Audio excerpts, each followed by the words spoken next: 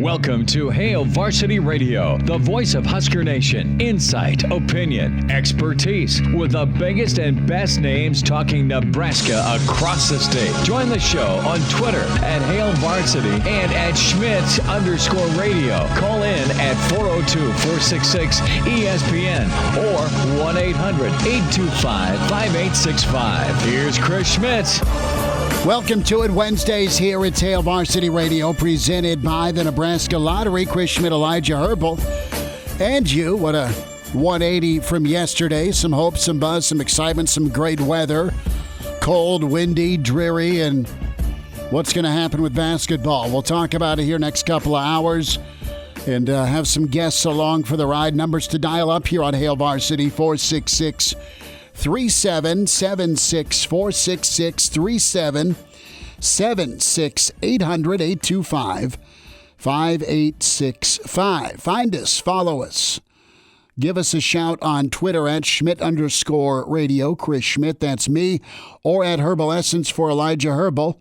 It's where you find Elijah. You can email Chris at HailVarsity.com. A lot of hand-wringing, right, about the first 10 minutes of the game against Creighton. It looked okay for a brief moment where it was 5-1, and then here comes Creighton with a pretty impressive spurt, and then Nebraska punched back on a 25-15 run themselves, and a missed opportunity last night. We've been saying that all freaking fall and into now November with basketball as the Big Reds at 1-2. We'll hear from Coach Hoiberg, but this is the reality here when it comes to your leader, your heartbeat, your voice, and your guy that exudes buy-in. We'll get to buy-in in a minute, but Coach Hoiberg on Trey McGowan's.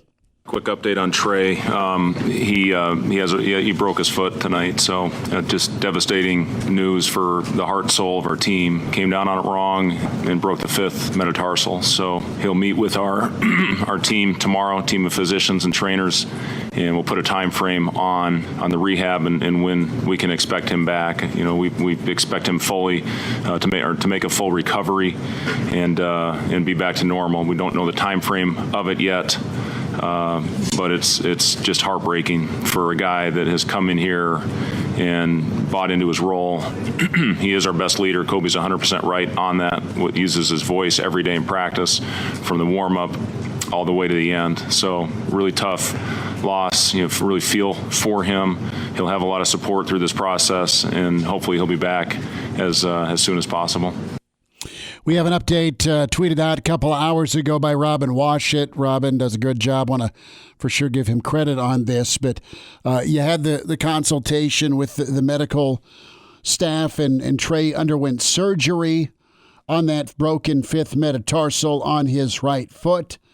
The expectation is this: 6 to 8 weeks is what Trey will miss, and the return could be around mid-January. And I've never busted a foot, but I can imagine that it isn't going to be just like getting back on that old bike once you come back from it. But the point is you could have a close to normal Trey by February. Let's just say that. If he's back by mid-January, you ease him in, and then you got your stretch run as you look towards March. Let's talk about this basketball team right now. Stunning loss to open the year. Not the demolition you wanted to see against Sam Houston State, but at least it was a win. And then Creighton last night, where you just lose to Creighton. That's just pretty much a given. And that's frustrating for Nebraska fans. And what's more frustrating is how it happened. Nebraska was, again, demolished on the glass, and that's not breaking news, but you got out-rebounded 50-36. That's not good. But Nebraska just continues, and I know they were hot from three in the first half. Kobe Webster put a Superman cape on, and that was really good to see. Second half, you didn't shoot the three well, and you to your credit, you got right. You had a lot of adversity last night if you're Nebraska basketball. You overcame it, and twice in that second half, Elijah, you were within a 2 to tie or take the lead. You got it down, shaved down to a 1-point ball game, and then you got it cut down to a 2-point difference in that second half after coming all the way back from down 19 at 1 point, 29 to 10.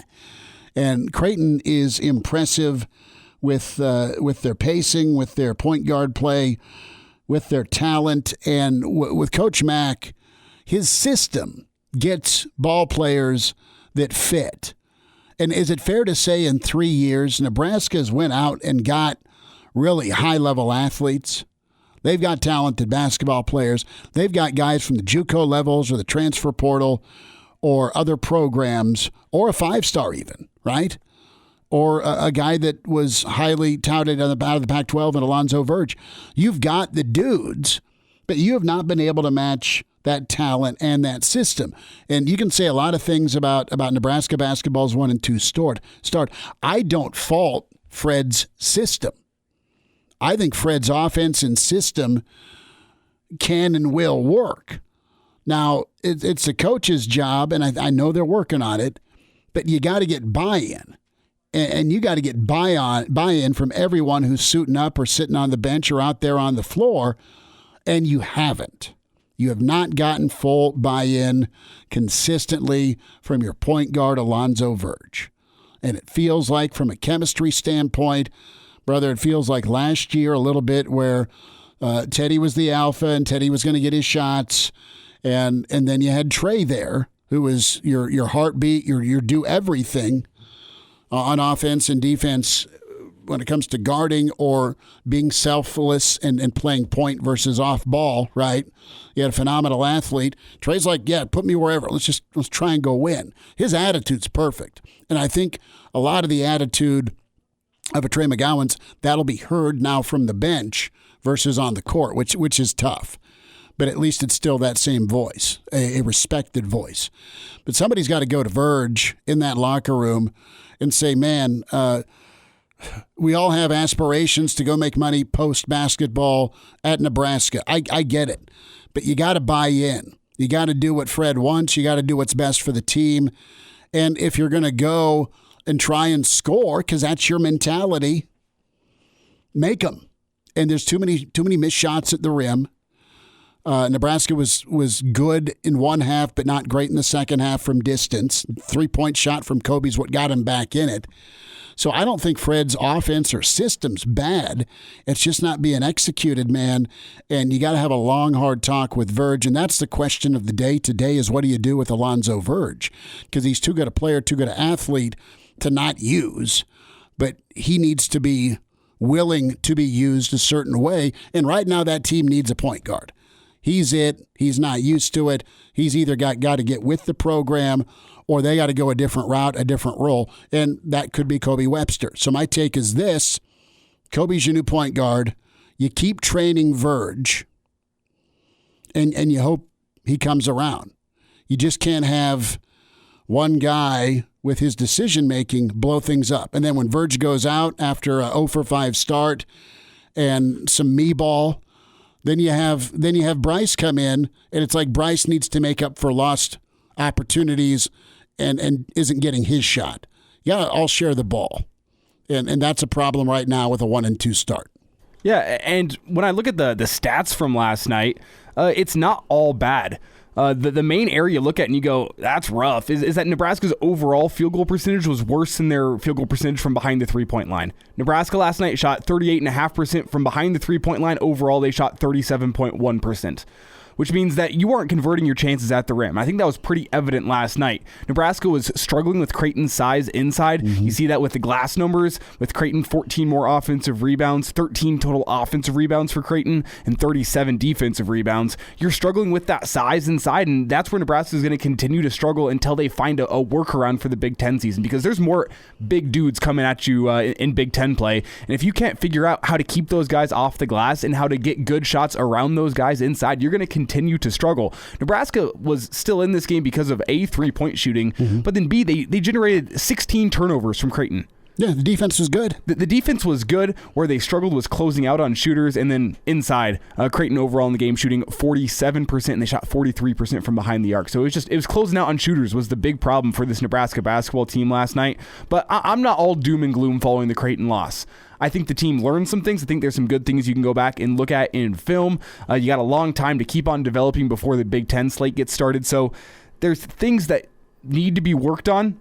But I think this team, from what I saw last night, whenever you saw the run, I think raw talent-wise, they stacked up with that Creighton team. It's a pretty good Creighton team. And if you can stack up with them, if you can just start developing that team chemistry and start slowly chipping away at those issues that you got, including rebounding and finishing inside, it could be an all right season for this Husker basketball team. I'm not prepared to say top half of the Big Ten, but I still think the talent is there. There's still time. There's absolutely still time, but it needs to start now. The clock is ticking to remedy these wrongs. And listen, your to-do list every game, rebounding. You need some point guard stability. And then you got to continue to work on chemistry and get that buy-in from Verge, get that buy-in from Bryce. And I'm not saying, listen, I'm not in the locker room. I'm not saying they don't want to be on this team or don't want to win, but they just have to be willing to change their game, specifically Verge. The other question I have, though, is what are you doing? And this is a coaching and personnel thing. And I'm not a basketball genius, but why are you asking a guy like Verge to change his game if 4 years he is what he is? If he's a scorer, and he's been an off-ball scorer, why are you saying, hey, dude, go play point? I mean, help me with that. And he's shown the ability to do it, so I understand why you ask him, but will he consistently do it? Can he change his mentality to a creator versus a scorer? Still be able to score, but change some of the tricks of your trade. Fred on last night's start, he's 1,000% on it with this. It was not good. We lost that game in the first 5 minutes. I mean, we just, every day we put the key on what the games are. The last two we have not gone out and executed it. The last game was rebounding. They got 4 of them in the first minute and a half. Tonight was transition. And after getting off to a solid start, I think it was 5-1 in our favor. They got anything they wanted in transition. And that's disappointing. We had some bad offense that led to those possessions, but mostly it wasn't communicating and getting matched up to their shooters. And that's when they get confident. That's what Creighton does. That's what they hang their hat on, is getting out in transition.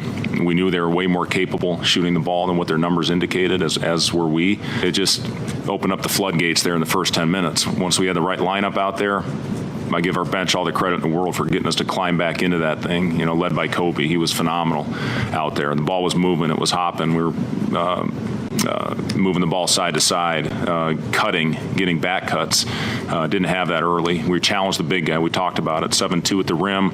You got to drive in there to make a play. When he blocks shots, that fuels their fast break. It gets them out in transition.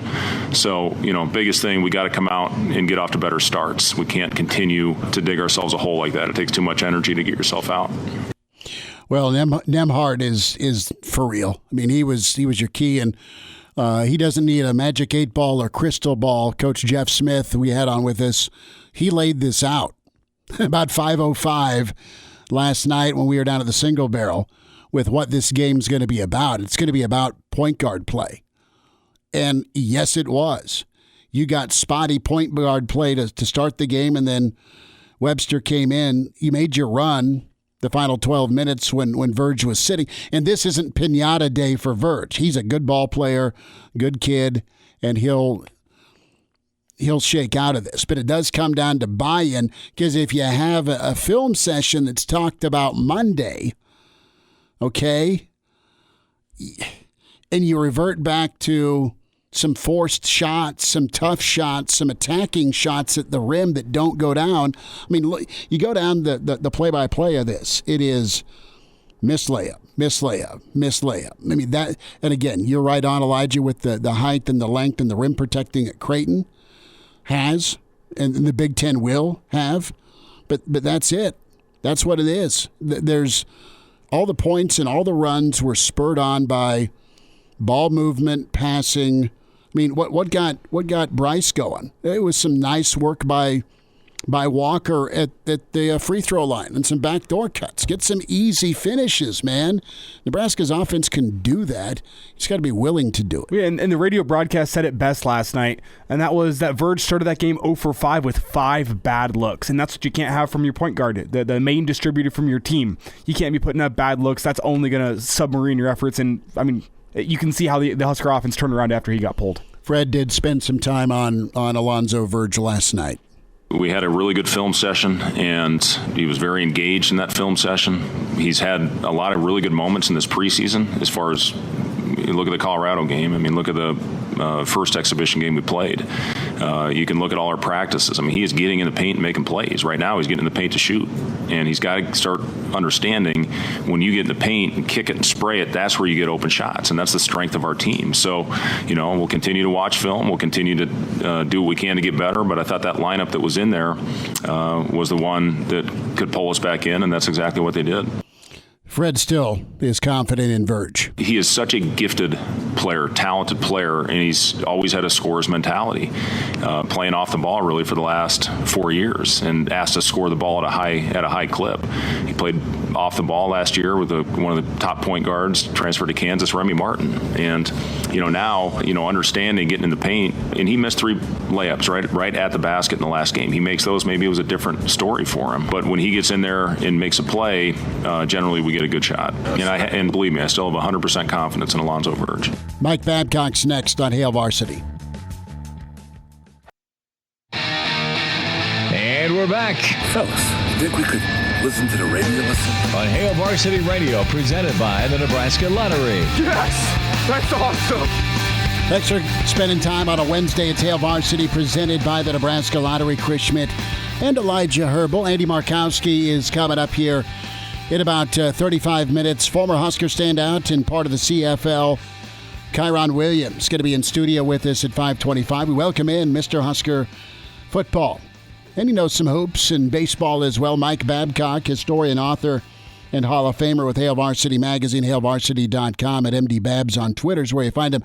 Babbers, what'd you think of hoops last night? Let's move on to further action in the. I really thought when the Huskers came back from that 19-point deficit and took the lead, I thought, man, they're going to get this game after all. And then maybe they expended so much energy trying to get back that they just didn't have it at the end. But I really felt like they had a shot to win that game. And again, I was really impressed with the way they came back. And I came away from the game kind of wondering why Kobe Webster hadn't played. That was the first game he played of the 3. Why they didn't get him in there a little bit. But it didn't go exactly the way I thought it would. But Creighton it's kind of gone the way Creighton games have gone here of late. They are so true to themselves with their offense, their flow, their confidence, and they do it. They're well-oiled, man. They are well-oiled. They've got guys that can shoot. They've got a tremendous point guard. They got some size in the paint. Babbers, they always had an answer when it got tight. Yeah, and it's a little bit like, kind of like what we've talked about with football. I mean, offensively, Nebraska basketball, I think they need to get into a system and adhere to that system, and I think they can be okay. I mean, it just looked like they were disorganized, I think, on offense at times last night, and to me that's the key, because I think they have talent. I mean, for all indications are they've got some really good talented players there, and that's a real hit losing Trey. But I think they've got the players, but you've got to have some consistency and some kind of a system and adhere to that system. And I think that's a little bit what Hoiberg was talking about as it related to Verge, for example. But, with Verge, I mean, you look at it, he still leads the team far and away in assists, and he's the second leading rebounder on the team, which is what you want you want the guards to get in there because Nebraska hasn't rebounded that well. Got out rebounded again. So he's done some things. He's done some good things, but you can't, as Hoiberg pointed out, he missed maybe 3 layups that he should have had, and he was 5 for 15, I think, from the field last night. Got to be better than that. And it's easy to focus. For some people, I guess it's easy to focus on the one guy, just get him out of there, kind of a thing. And then when Webster does come in, he looks great, scores 20 points. But again, I think it's just the system. You have to get the system going, and you guys have talked about that. I think you have to adhere to that system. Once you do, I think Nebraska can be better, more competitive. Yeah, Mike, I'm not fully doom and gloom following that game last night. I do commend the Huskers for being able to come back. However, watching that game, it brought me back to a quote from my youth basketball coaches. I quit basketball pretty early, but it's because they'd always say something along the lines of 95% of basketball is played without the ball in your hands.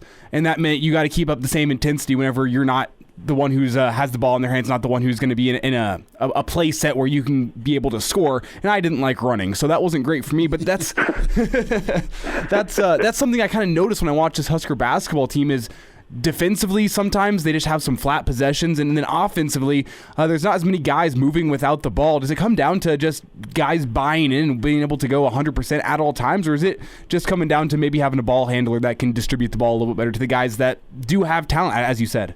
No, I think everybody's got to be moving. And I thought Creighton showed that early in the game. That's how Creighton got that lead. If you watch Creighton, man, those guys were moving, and the ball was moving, and they were getting open shots, and they were hitting threes like crazy. But those were open threes. They weren't forcing them because everybody was moving, and they were moving the ball. And that's what you have to do, I think, in order to be successful. Because Nebraska didn't turn the ball over as much as Creighton did last night. Nebraska, in that area, that was positive.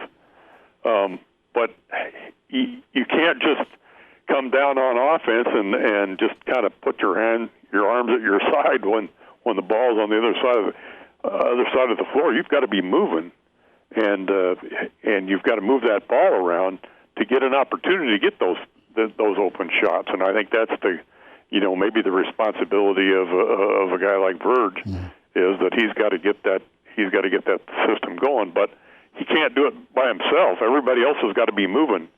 And maybe they get in the mindset that, well, he's got the ball, he's just going to drive in there and try to shoot it. So I'm just going to stand here. And it's probably not that dramatic, but again, I think you're right.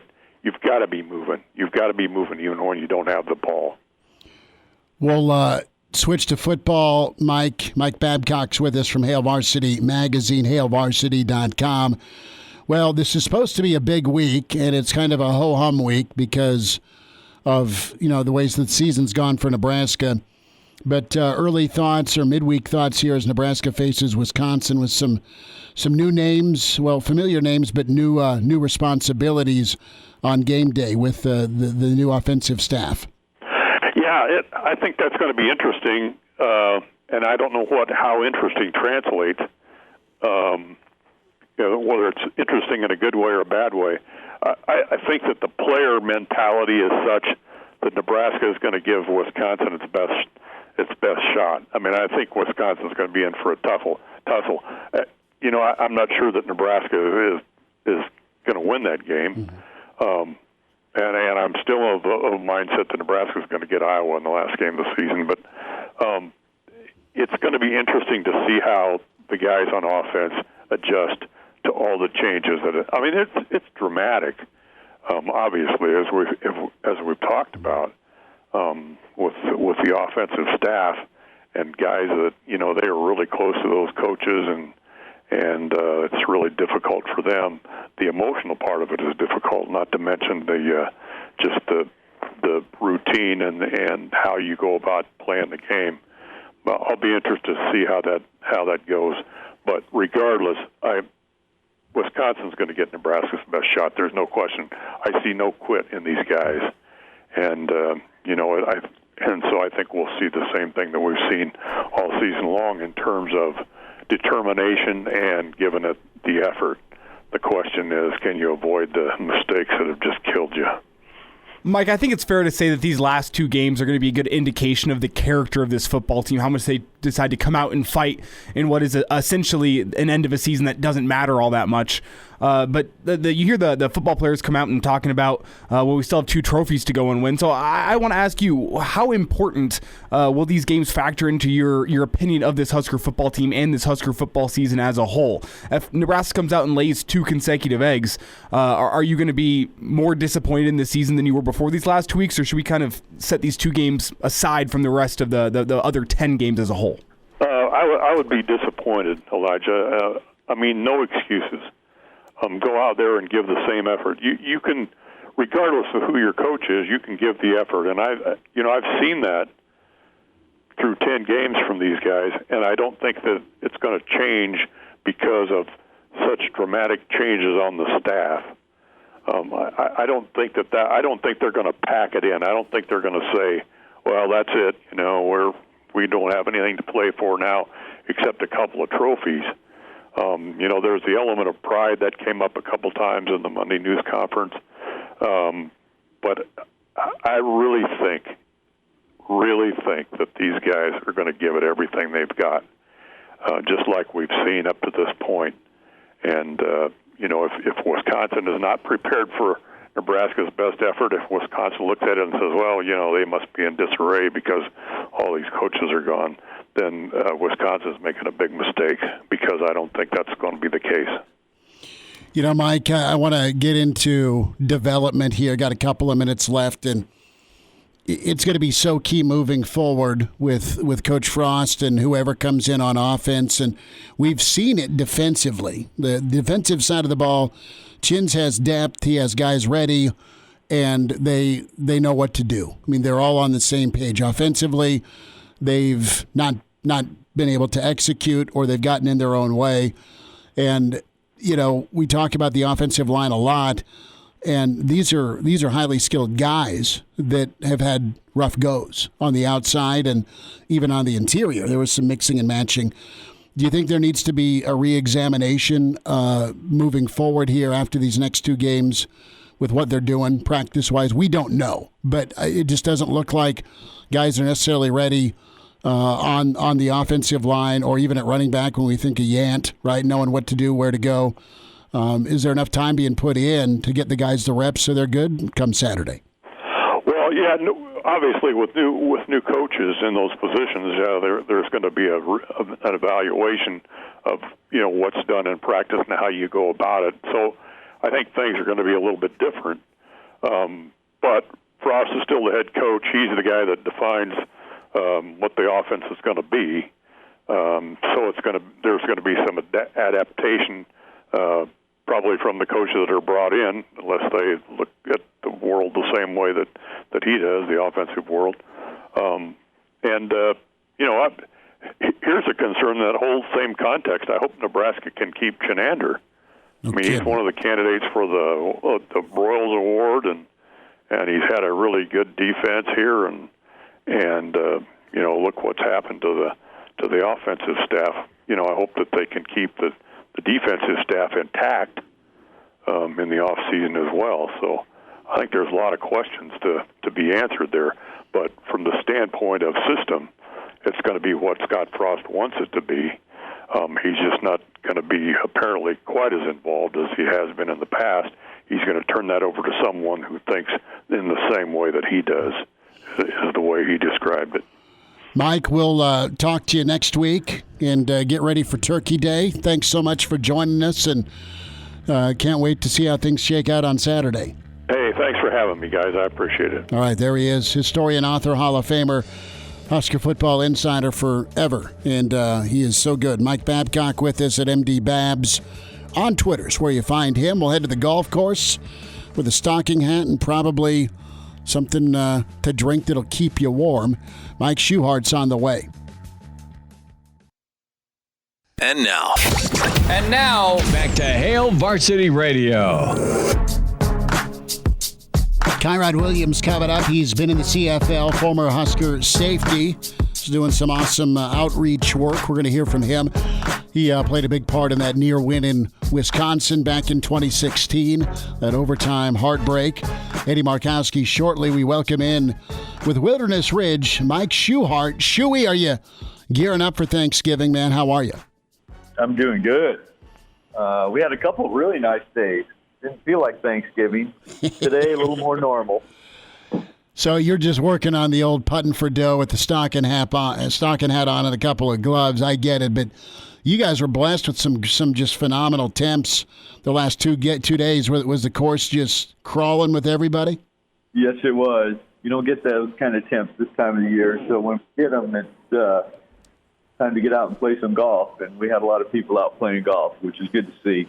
Well, that is awesome. And Wilderness Ridge, of course, you can join. You can be a member. You can get tutored and taught lessons from Shuey. You can get fit by the crew there and membership opportunities. Shuey, before we dive into some hoops and some football and some Tiger Woods, give us an update on how the construction's going, man. It's going awesome. We got the lap pool. They just got the floor. They're getting ready to put rebar in, and they're going to pour concrete here in the next week. So that'll be the 4th pool out of the 5 that will be basically done. So progress is working. We had some nice weather, so that helps. Got one more pool to go. They're kind of slowly starting to work on that one too. And then all the foundations will basically be done and then finish things up. So things are very much on schedule and looks like it's going to be ready to roll by warm weather next year. You know, it's impressive. I mean, Nebraska basketball gets a 5-star guard, and Wilderness Ridge has 5 pools. I mean, it just That's right. It just works. How'd you take last night, bud? Did you go or did you just watch at home? I watched at home. It was depressing, like always. So are you more? I'm going to find something else to do for football or for basketball. It's still early in the basketball season, Shuey. It is still early, but they're no good. They can't. They play NBA. Unfortunately, they're not NBA. They're NBA. They play NBA like an NBA player and like an NBA team. The problem is they're not NBA. They're more like NVG. They play in the NVG league. Not very good. So I would love it if they played the NBA, but the problem is they can't shoot. You have to be able to shoot if you're going to play NBA. These guys throw up more bricks than a bricklayer. It's been tough to see that shots at the rim that were contested.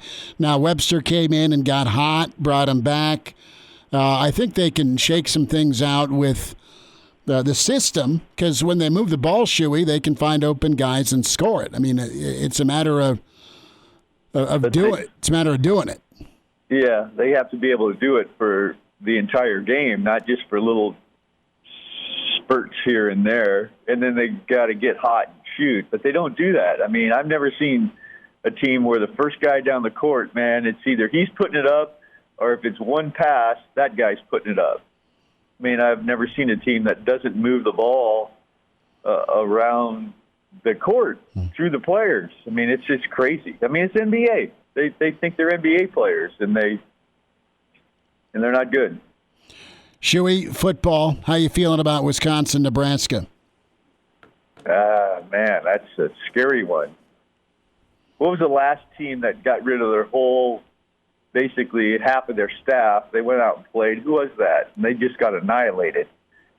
I don't know how you don't have your coaching staff there to think that you're going to be any good, and you're playing a team that is on a roll. I mean, they're playing probably the best football they played all year. Mm-hmm. So you got a team that's on the rise and a team that's in disarray. So, and you're playing them at their place. That doesn't sound like a recipe for much good things to happen. Well, hopefully it'll be sunny and warm for you Saturday, so you can sneak out at halftime, and or be hanging tight and watching Nebraska do battle. Let's get some thoughts here on Tiger Woods. You have Justin Thomas does his podcast, and he catches up and checks in with the who's who of the PGA, and his buddy Tiger Woods and his neighbor. So that's one way to do a show, is just Exactly. walk down the path of paradise and, hey, Tiger, what's up? I'm recording. No laying up as a podcast. Seems like Tiger's in pretty good spirits. And the topic of competitive golf, what's your feel here with Tiger here as he tries to get back at it? Man, I just find that so hard to believe with everything that he's gone through and all of his surgeries and him getting older and things like that, for him to be able to come back and play even remotely close to how he played at one time. That is so hard to believe that could even happen. But I mean, he's a special talent. So you never want to underestimate those guys that have that it. You know, he's one of those guys. He's one in a lifetime type of talents that come along. So you never underestimate what they can do. I just find it almost virtually impossible for him to come out and be competitive at that level. I mean, he might play golf again, but at that level, man, that is hard to believe. Mike, tell me a little bit about golfers at that level now that we enter into the golf off-season. What does their off-season training regimen look like? I feel like after a full year of golfing some of the most difficult golf courses in the world, do you take a break from the golf course, or are these the type of guys that just are going to be on the golf course every single day no matter what, refining their game? I don't know if they're going to be so. You have two types, really. You have guys that just need a break and get away from it, which some do to a certain extent. How long of that break is that? You know, they just need to get away and defuse and kind of recharge their batteries. The fitness component of golf has become so relevant. So guys might get away from the golfing aspect of it, but they're going to be into the fitness aspect of the golf. They're keeping their body really strong and flexible. Some are trying to enhance their body so it's more durable for the new season that's getting ready to start. So a lot of them will probably get away from the golf side of it, hitting golf balls, hitting shots, doing that. But they'll still be in the golf side of it where they're training their body, getting their body strong, fit, flexible, like I said, durable for the season that's coming up. You see more and more and more of them that are in that realm because that's Tiger brought that to the tour, and he has shown how important that aspect of it is to the game. Phil's even in as good a shape as he's been in for a while. You've got Bryson, and yeah, that fitness component's a reality. Yeah, and something tells me Bryson's going to the driving range every single day. Maybe just Top Golf, see how far he can hit him. Yeah. I'm going to hit it over the net. $50 says I do. Shuey, you have a great Thanksgiving. We'll check in with you next Wednesday. Okay, bud, ahead of Nebraska, Iowa, all right? You got it. You guys have a great Thanksgiving also. You too. Thanks for having me. Get that fifth pool ready, baby. That's right. You know what? Swim up bar, laps, putting green, incredible course. I'm going to talk to Mama about joining. All I want for Christmas, sweetie, is a membership. Make it happen. We'll wind down hour one next. And now, back to Hail Varsity Radio. One final time this hour, Eddie Markowski, the Pride of Ord Husker basketball insider, assistant over with the Pius girls. And, of course, the Nebraska women take on Creighton tonight. Better outcome, for sure, for Nebraska fans, potentially. Now, reminder to buckle up here this holiday season. 70% of people in fatal crashes in Nebraska not wearing a seatbelt. If used properly, a seatbelt can reduce the risk of fatal injury by up to 60%. Your best defense in any crash. Buckling up, brought to you by the Nebraska Department of Highway Safety Office. So, Mel Tucker is nearing a 10-year, $95 million contract extension. The new deal would make Tucker the highest-paid African-American coach in sports. Good for Mel. And he's done it, man, now that he won a ton at Colorado. But the point is he won a couple of big ball games and got the hell out of Colorado, and he's done well. He had a big win over Northwestern when they were unbeaten and in the top 10 a year ago during COVID. Beat Michigan last year. Got Michigan this year. and has maybe the coolest quote of the week. And scared money doesn't win money, right? When it comes to being a 3-touchdown dog to Ohio State. I can't wait for him to lose by 2 touchdowns on Saturday and come in the post-game press conference and say, good teams win, great teams cover. I can't wait for him to say that. Don't think he will. Our talk with Mel back in 19, stand-up dude. I mean, secondary coach for Saban, D coordinator for Kirby at Georgia, and he's been on his way. So LSU right now, easy Ed's out. We've known that. So where's LSU go for their guy? Do they just go down to Waco, over to Waco, and give Aranda a phone call? Well, there were reports out today shutting down the rumors that Lincoln Riley would even consider a move to LSU. Which the number we're surprising. talking $12 to $13 million a year. It was just an astronomical dollar amount to get Lincoln Riley to move from OU. He's an air raid guy. He's got his system and set up. And we'll see how OU fares in a new league. Texas is, if anything resembling their Big 12 record over the years and their coaching changes, I mean, Texas is going to be in for a long move, and they'll be feeling it for a while. Quite honestly, I mean, Nebraska's had some okay seasons in the Big 10, but they're in the midst of trying to climb back because anybody not just can, they do. They beat one another pretty regularly in the Big Ten. Case in point, Sparty's only loss isn't to Michigan, isn't to Nebraska. It's to Purdue and that elevator team in Purdue.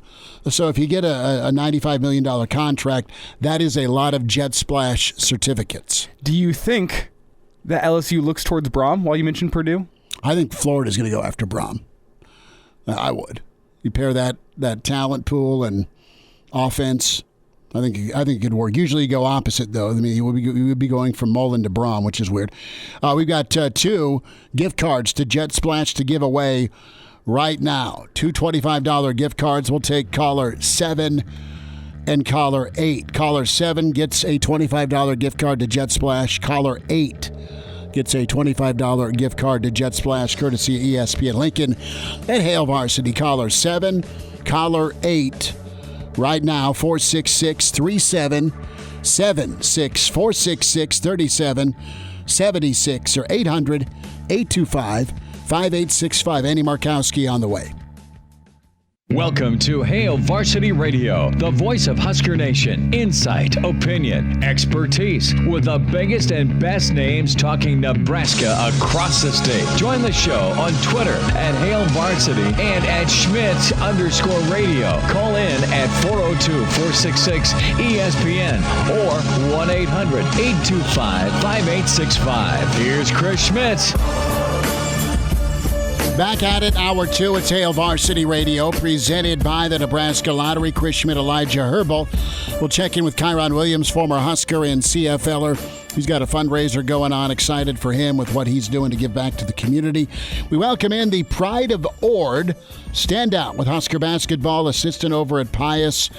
And watching Nebraska Creighton women tonight, Andy Markowski with us at Markowski_Andy. That's where you find him on Twitter. Andy, what's up, man? How you doing today? Yeah, doing all right. Wish a little different outcome last night, but excited to maybe have the women redeem and knock off Creighton tonight. The redemption, right on. That's about right. So, what do you take away most from last night, the hole that was dug early or the comeback that almost was?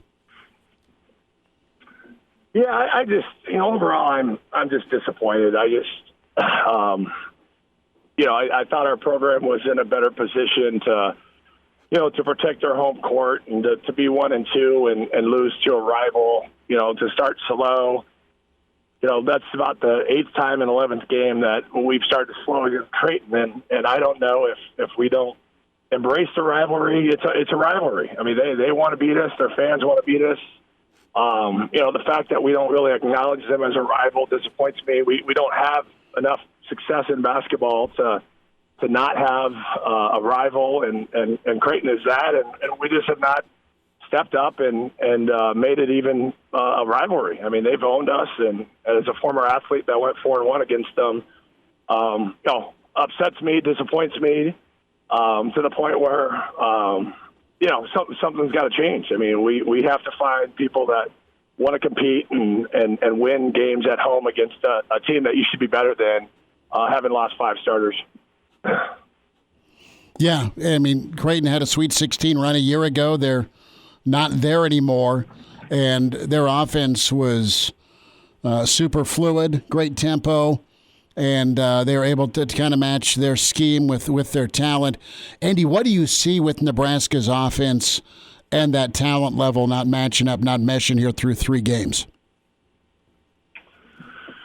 Well, it certainly is going to keep improving, but just shot selection. If you look at Creighton shots, they take are in rhythm.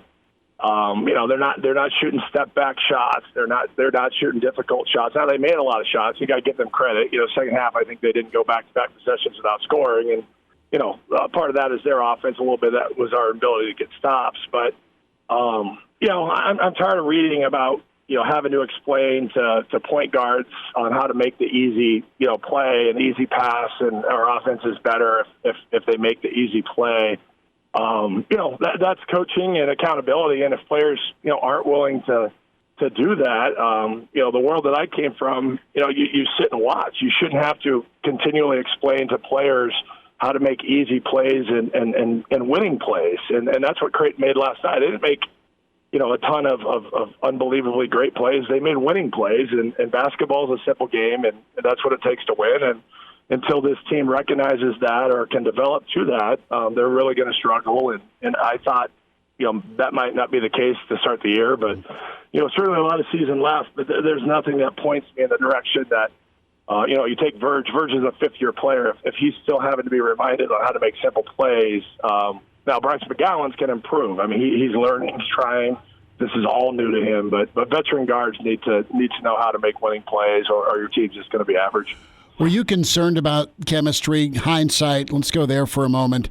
Were you worried about chemistry with this team, with Verge coming in? I mean, you saw the ability to score, but he wasn't a point guard, and he's going to have to more point guard, even though he struggled at it. I mean, people can change.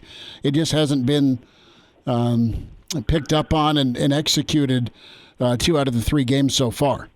Yeah, I mean, chemistry, I think it's more, cultural, right? I mean, I think I told you this earlier. Everybody was saying, well, they had team meetings and they've decided to, put the team first. And, all that's great, right? You can always say that, you can meet, but until you get aligned and start to have rule definition, and kids are willing to maybe give up their trainer's move for the betterment of the team, this is what you see. And I think chemistry is probably more cultural, that when you bring a lot of kids in and that haven't been in the program for a long time, it's hard to define roles. You're trying to constantly massage that.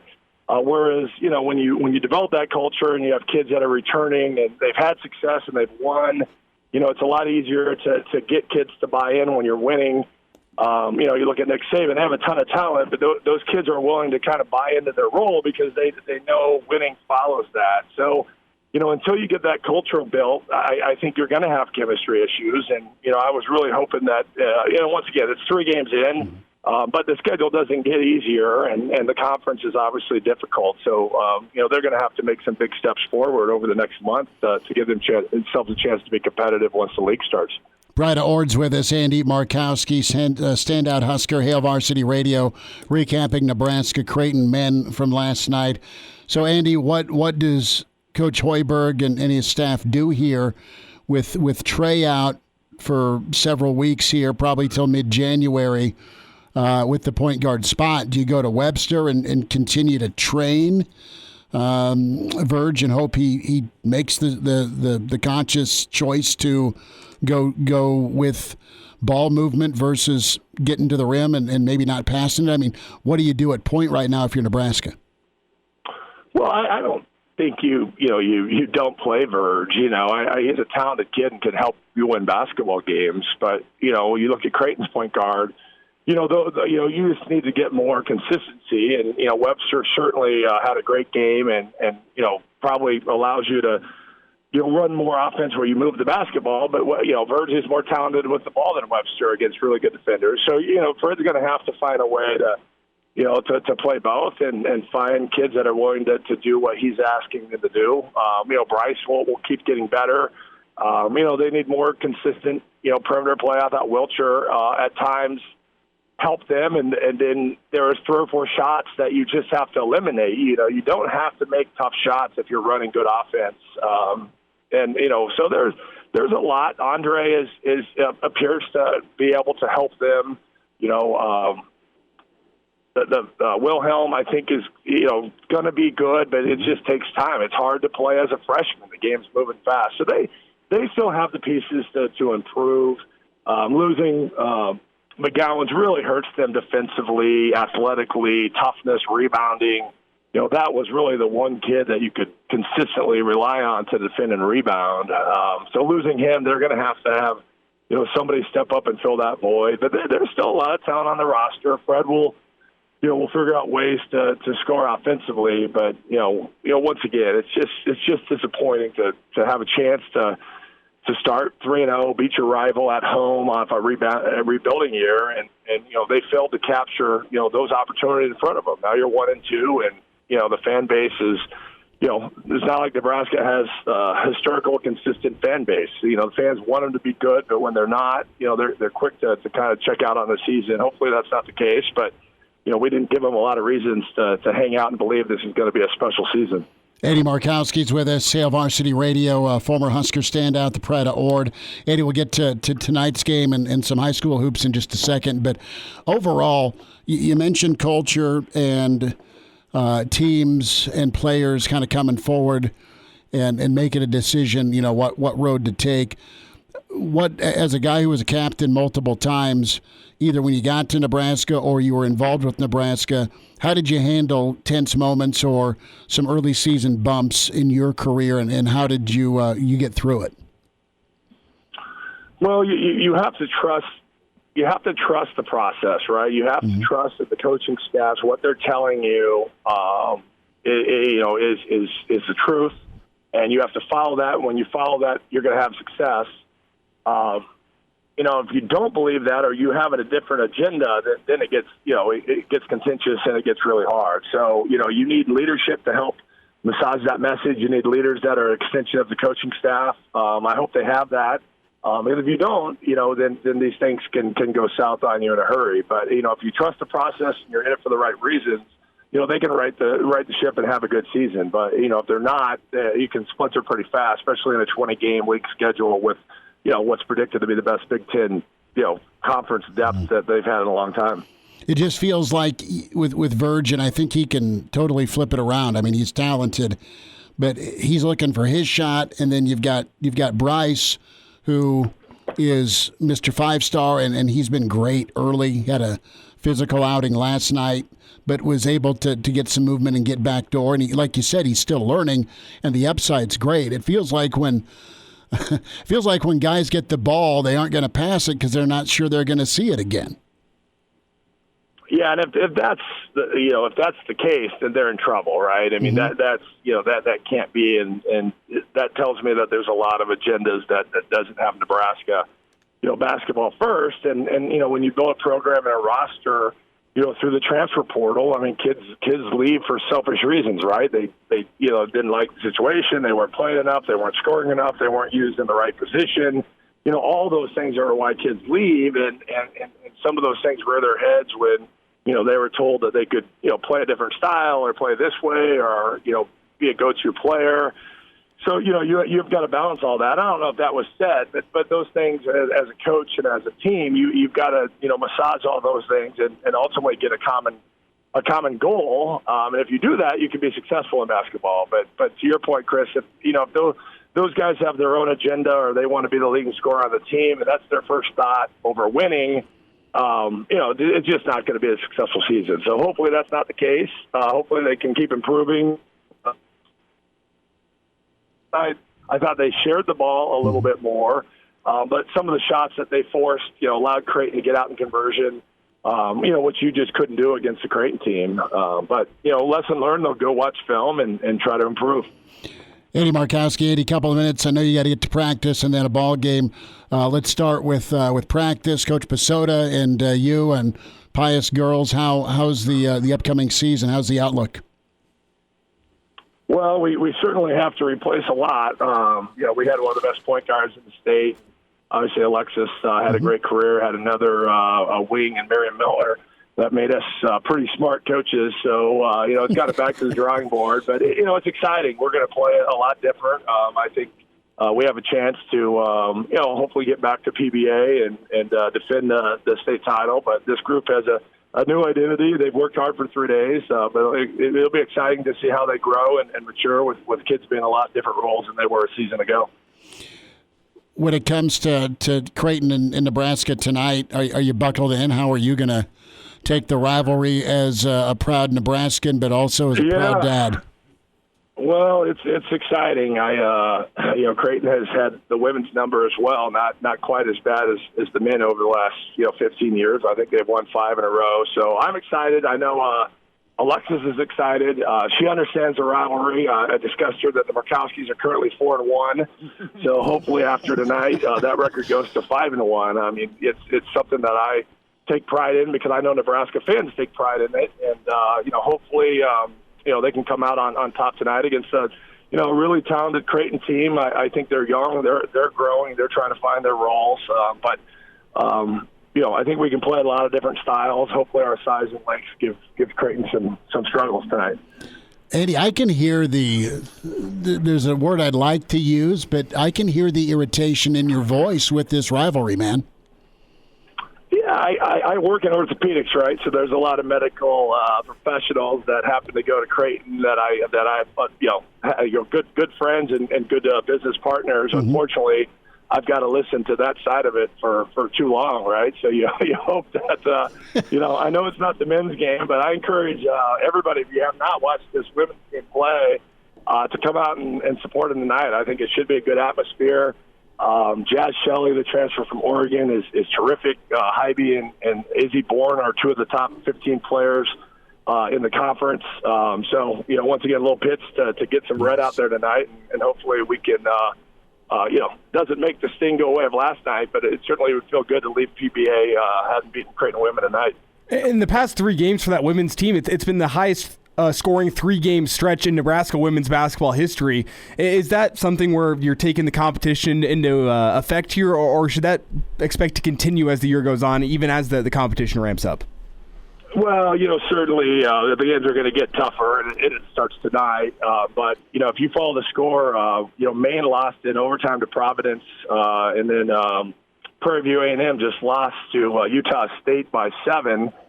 So, I don't know how good either Providence or Utah State is, but, just looking at some scores, it's like, okay, maybe those teams weren't as bad and maybe were as good as what the score said. So you learn more about yourselves, but, we know that the games are going to get tougher, but certainly over a 3-game stretch, they've answered the bell and they've played really well, and that just really overwhelmed, the 3 opponents so far.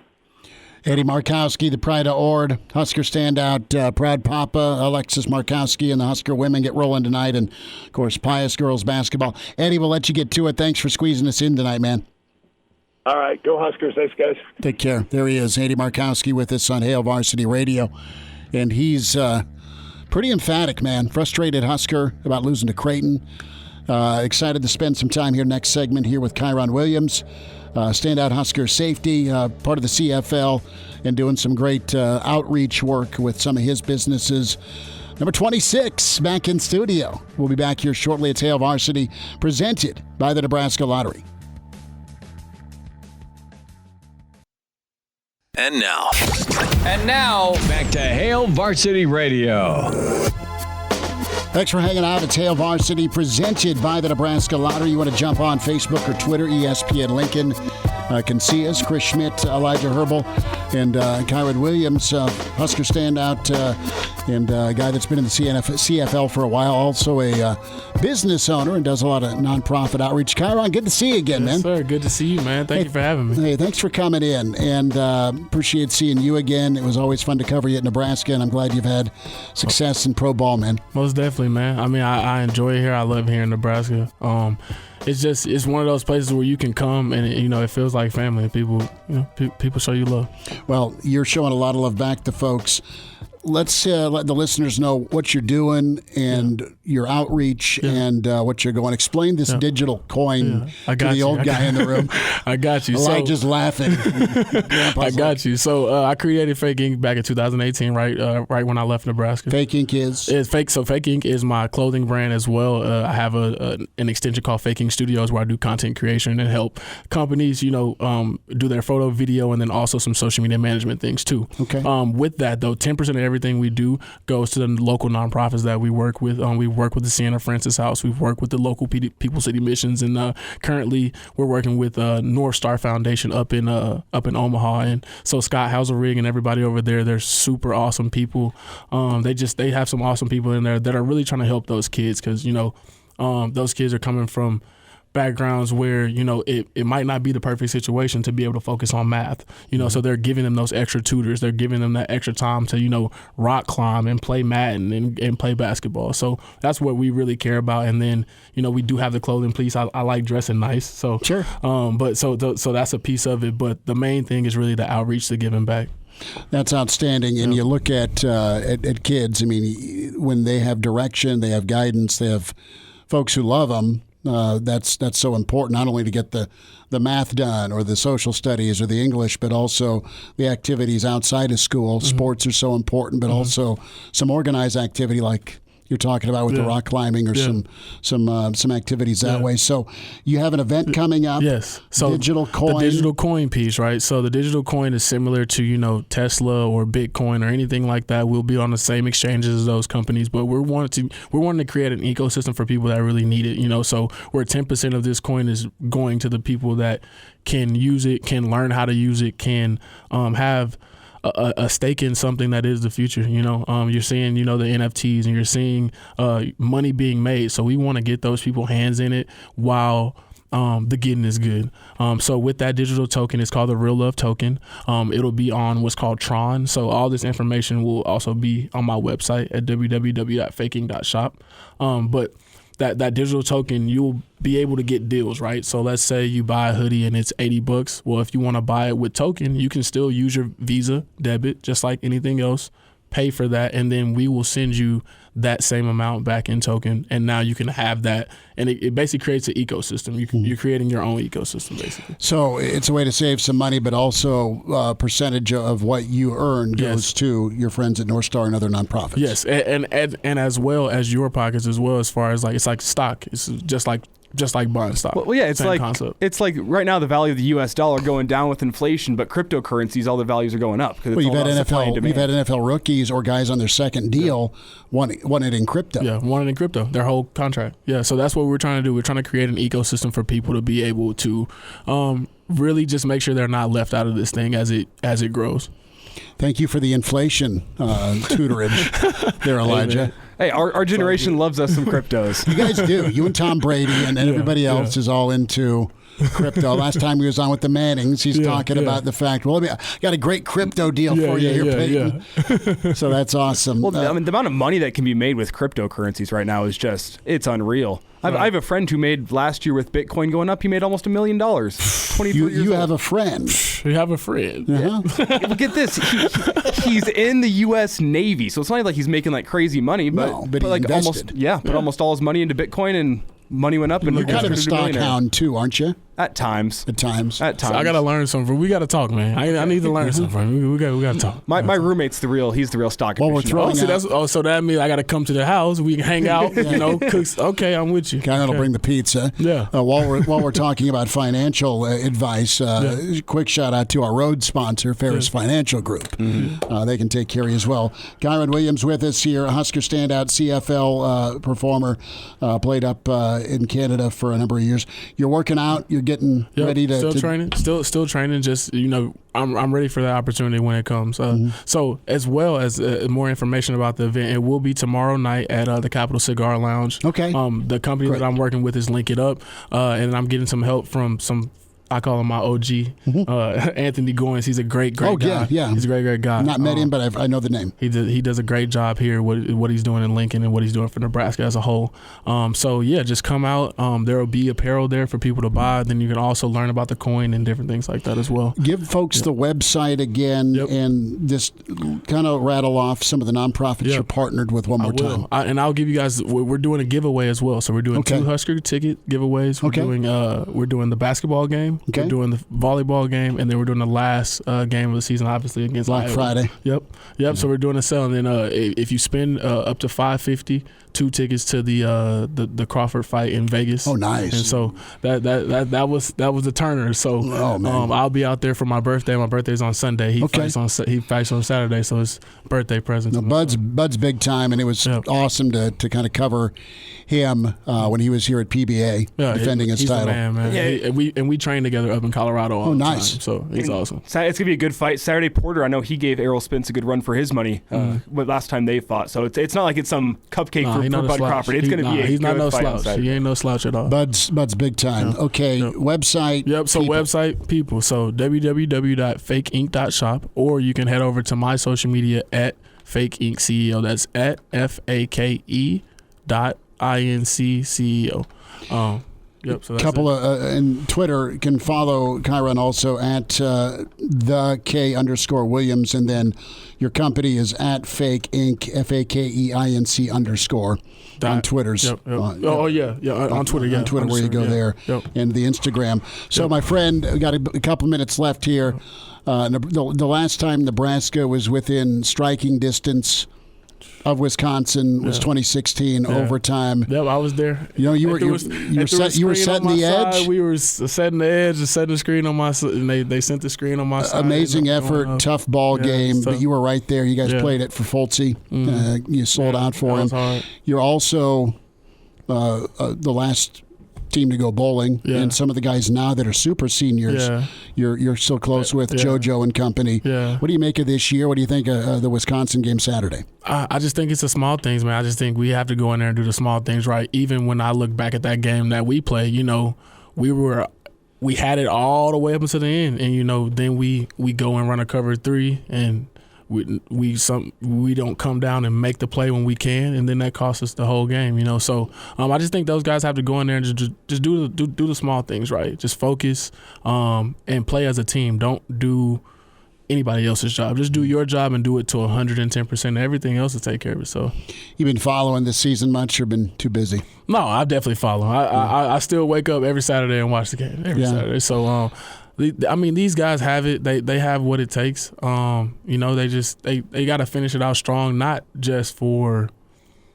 They got to finish it strong because they came to Nebraska to finish it strong. You didn't come to Nebraska to say, "Hey, I'm gonna lay down for these next 2 weeks." No, they've been resilient all year. I mean, think those type of losses are gut wrenching. Let alone the number of tight ball games. Yeah, we had a lot of them when Coach Riley first got here. We had a lot of them. So. You did, and you bounced back in that 16 season.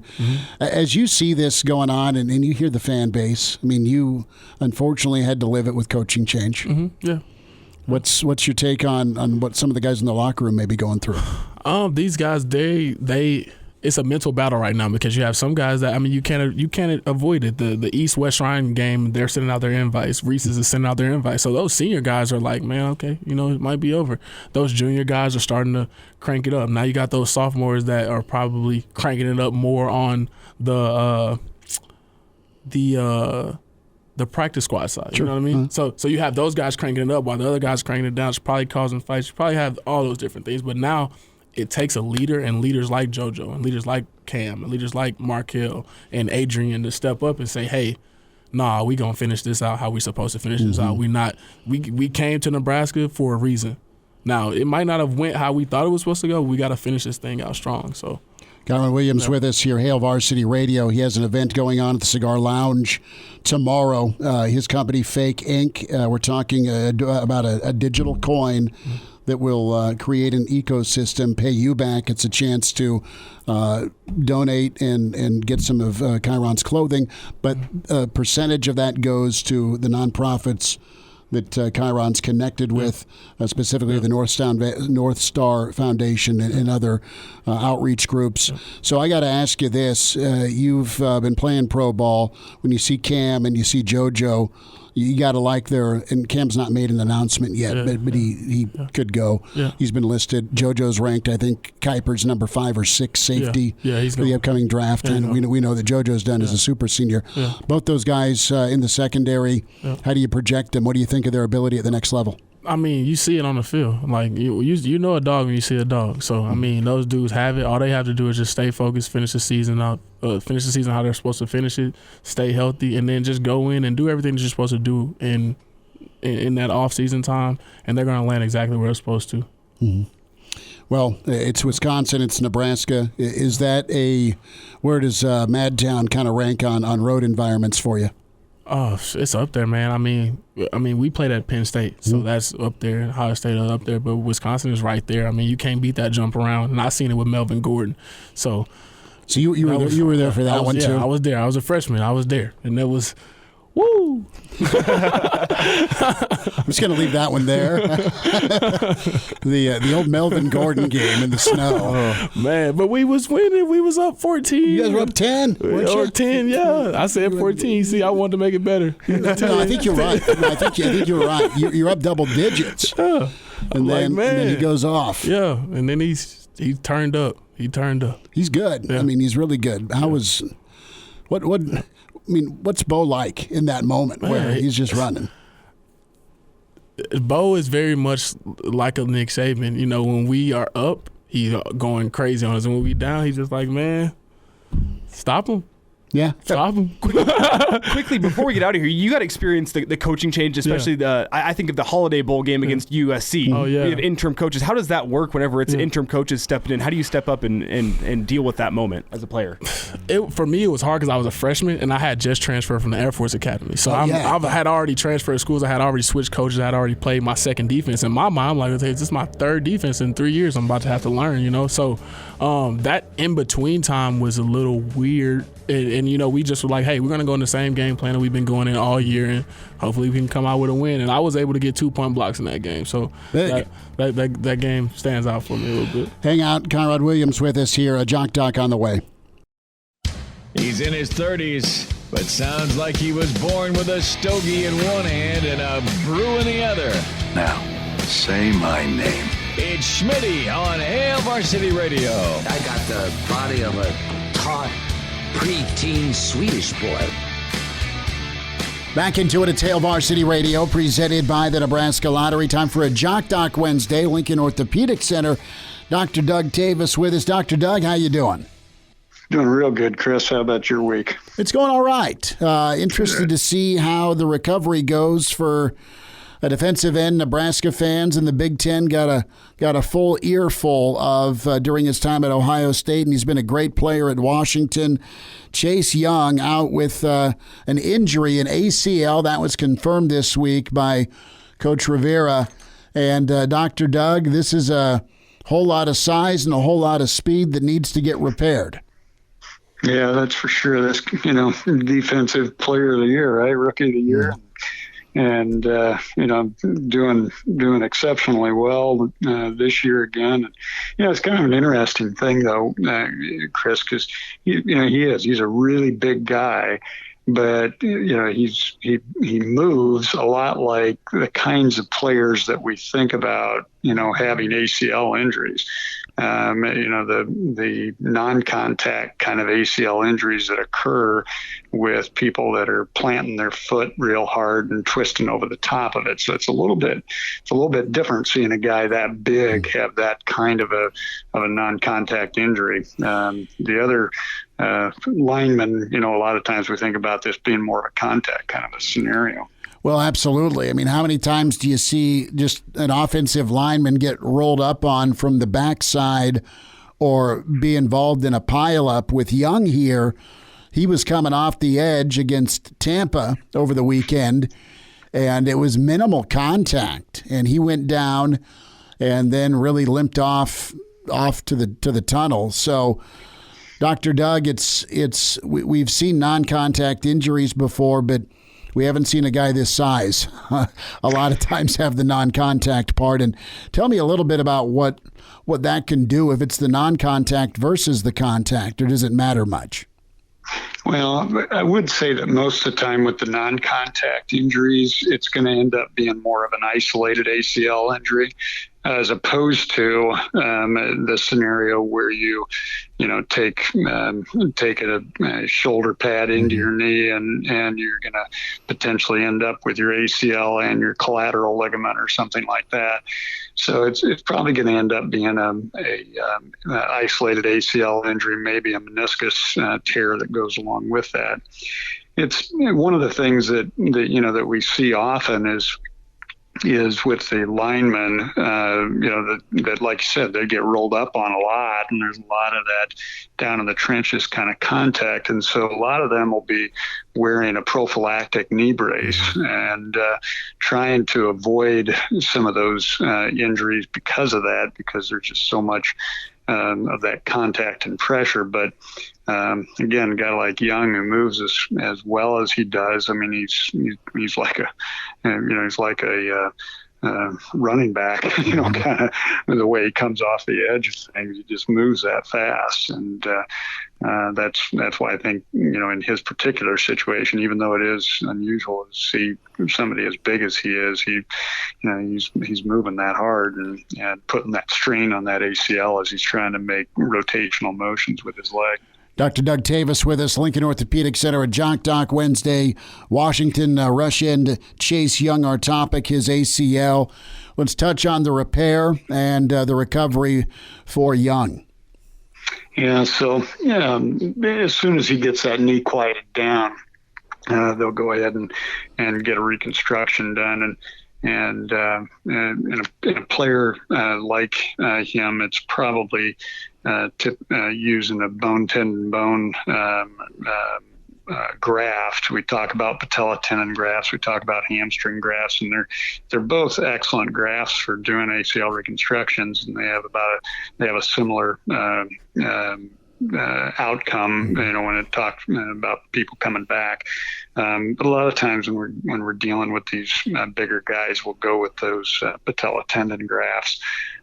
So that's what I would be expecting. And, then that's going to be the sort of the typical ACL rehab that takes somebody about 6 months, 9 months to get through. Sometimes with a player like this, they'll hold them a little bit longer and before they really let them get back. And so it may be coming around to not playing preseason ball and then picking it up again, in late August, early September next year. Doing a little research on Young and his great career at Ohio State, how much of an impact guy he was as a reserve, and then as he built up as a sophomore, and you know about his junior year. I mean, there were comparisons as far as his dominance. I never saw any real injury history other than some dinged ankles.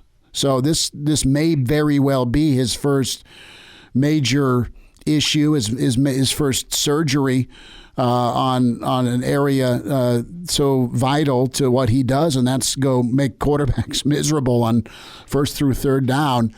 And the mental part we touch on, but this could be a big hurdle for him. I don't doubt that he'll have the ferocity to put the rehab in, but just the trust factor, Dr. Doug. Yeah, I imagine that he'd probably come back, and this time around, it probably will be wearing a brace. Mm-hmm. And that first year when you're back playing, it's not unusual to do that. And using the brace is a good way to help with that mental stress of can I trust this leg, and those kind of things. So that's a pretty typical way to handle that. Of course, in the NFL, they've also got plenty of help of getting these guys mentally prepared for games and mentally prepared for a season, and they'll pull out all the stops on somebody like him. Dr. Doug, a thought here with what makes Young so good, very good at setting the edge, very physical, not just kind of a a pass rush only guy. He's really a complete defensive end edge guy. That's why he went as high as he did, and he's translated well to the NFL. Would a brace potentially slow him down, or with this procedure, can you see him come back as good as new or even better? That's happened with guys who've had knee issues before. Yeah, I think as clean of an injury history as what he's had, I doubt he'd come back better, but to say that he could come back and play at the same level that he's been, I think that's likely. It's 90+% chance that's going to happen. Well, he's a lot of fun to watch, and we'll see how recovery goes for him. The other spot, too, is just the position he plays. Real quick, Dr. Doug. The guys lined up across from him don't care, and you know how nasty the line of scrimmage is with cut blocks and going low. That's something he's got to worry about as well, even before the injury. Yeah, and that's another reason why I'll be surprised if he doesn't have a brace when he comes out. And everybody's going to know his history, and everybody's going to be well, I shouldn't say everybody, but they're likely to be some cheap shots that'll be taken. Dr. Doug Tavis with us, Lincoln Orthopedic Center at Jock Doc Wednesday. Our topic today, defensive end with Washington, Chase Young, the former Ohio State star, his ACL injury. And Dr. Doug, thanks for putting it together with us and talking some football today. You bet, Chris. You take care.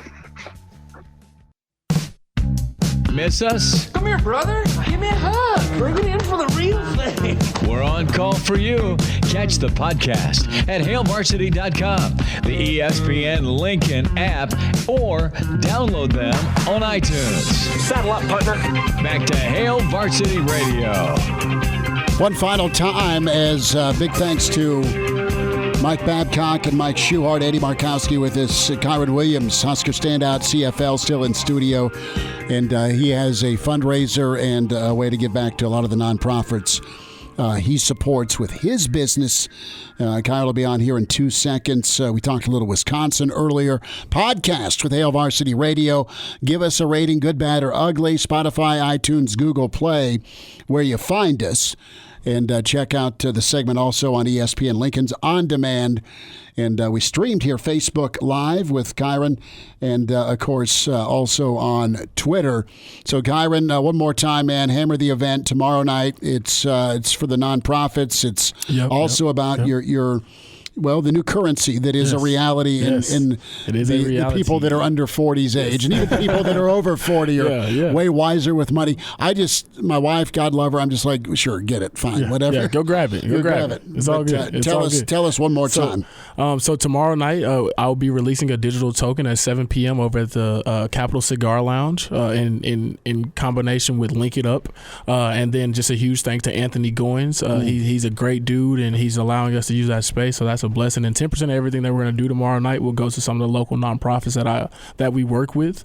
And yeah, man, we're just going to create an ecosystem for people. And so tomorrow night, hoodies will be $65. You can pay with your Visa or your MasterCard, and then we're going to give you that token, in that currency, unless you start to create your own ecosystem of real love. So that's the big thing for tomorrow night. We'd love to have you guys out at 7 o'clock at the Capitol Cigar Lounge. Currency, man. It's all about currency, Elijah. You're a sweatshirt guy, a hoodie guy. Yeah. I'm just saying. Tell me, I need to go support. I need you. You need to rock in and get a cigar and say, I need a double of some Makers on Ice, and just sit down and relax. He just made you spend $100 that fast. The salesman right there. But again, portion of the proceeds go to nonprofit. And the portion of the proceeds go to, and speaking of $100, we're also doing a giveaway. So if you spend up to $100, you'll get 2 tickets to one Husker basketball game, one Husker volleyball game, the last game of the season versus Iowa. And if you spend up to $550, you'll enter to win 2 tickets to the Terrence Crawford fight on this Friday. So that's big. That is so big. You got Bud going out there to Vegas and going to defend his title, which is outstanding. About to knock dude out. We'll have to squeeze you back in, Kieron, for more Nebraska football thoughts. Be good to do that. Most definitely. Best of luck, man, with CFL, with your business, with your company. with what you're doing with the nonprofits and the North Star Foundation. I got about 30 seconds. Kind of give folks a quick background on what they do in Omaha again. So North Star Foundation, I mean, they're a great company, a nonprofit that helps the local youth out there and keeps them out of the streets. They're a after school program. They have tutoring and different basic school setup just for the kids to be able to develop and grow. They have rock walls. They have, just a great cafeteria system. They pretty much any and everything these kids need, a gym, a field, anything they need, North Star has it for them. That's so good. Takes care of the kids for sure. Be sure to follow Kieron Williams on Twitter, K_Williams, and check out his company, Fake Inc. Kieron, good to see you, man. Awesome. Thank you. Best of luck tomorrow night. Appreciate it. Thank you. Back tomorrow at Thursday at 4 with Hail Varsity, presented by the Nebraska Lottery.